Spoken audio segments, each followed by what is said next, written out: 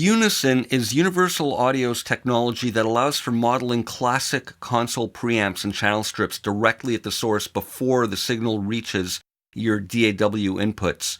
So the modeling that we get with Unison plugins includes component-level circuit behaviors like the variable input impedance, and we have control over gain staging at different points in the signal flow. So right now, you're listening to my voice being modeled through an SSL E-channel Unison plugin. We instantiate Unison plugins in this slot over here in the channels within the console app. And right now, we're using this, and what the component level modeling of the impedance means is that, for example, we can engage minus 20 dB pad like that. My voice just probably got a lot softer.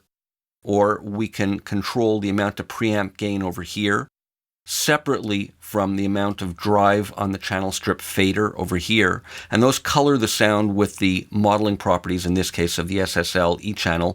And then we can finally attenuate or boost with a passive digitally controlled attenuator at the end, so I can drive this hotter if I want and lots of that, and then just compensate by pulling that down if I want to get more of the color, whereas this is neutral. Or I can dial this down if I want less of it, and then push this up if I want to get more of a neutral sound from this SSL Unison plugin.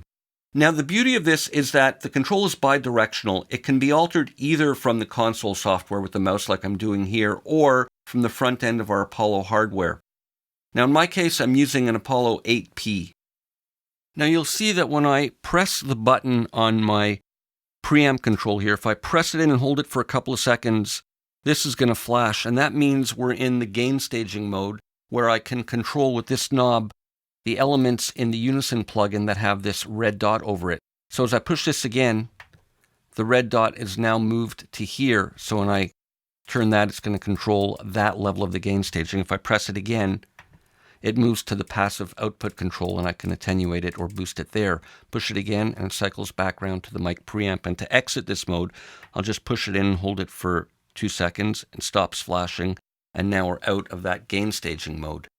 Now, it's important to understand that whenever we have a Unison plugin enabled in this Unison insert slot, it's always active on the channel's input signal, regardless of any routing that we may have here, or whether this is in record or monitor mode. This is always going to get printed to your DAW.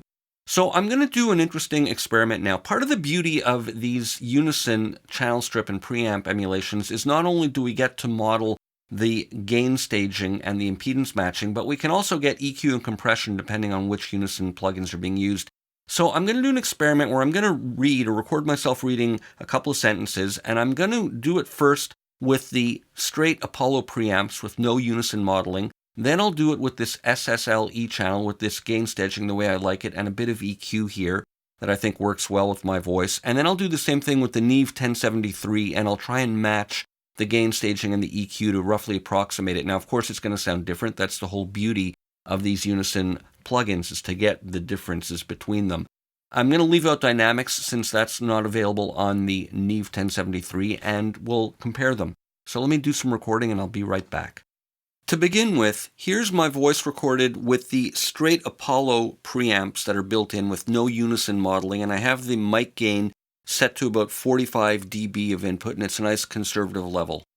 When a Unison plugin is inserted in console's Unison insert, Apollo's front panel preamp controls and the Unison plugin's equivalent preamp controls are mirrored. Now here's the same thing through the SSL E-channel, and I've modified the settings slightly. I've got a bit more mic gain and a bit of the fader up just to get some more of the color. No dynamics, as I've mentioned, using the high pass over here, and the EQ like we looked at, a little boost up high, and another little boost at around 4.5, and then I'm rolling off at about 7, and then the roll off here at about 30. So let's listen to this.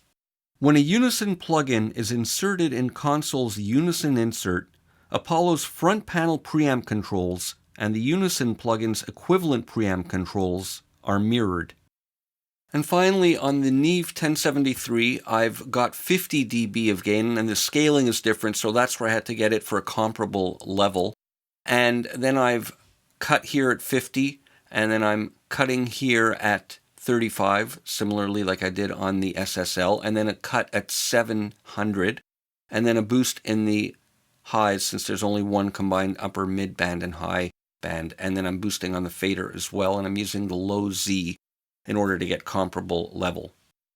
When a Unison plugin is inserted in console's Unison insert, Apollo's front panel preamp controls and the Unison plugin's equivalent preamp controls are mirrored.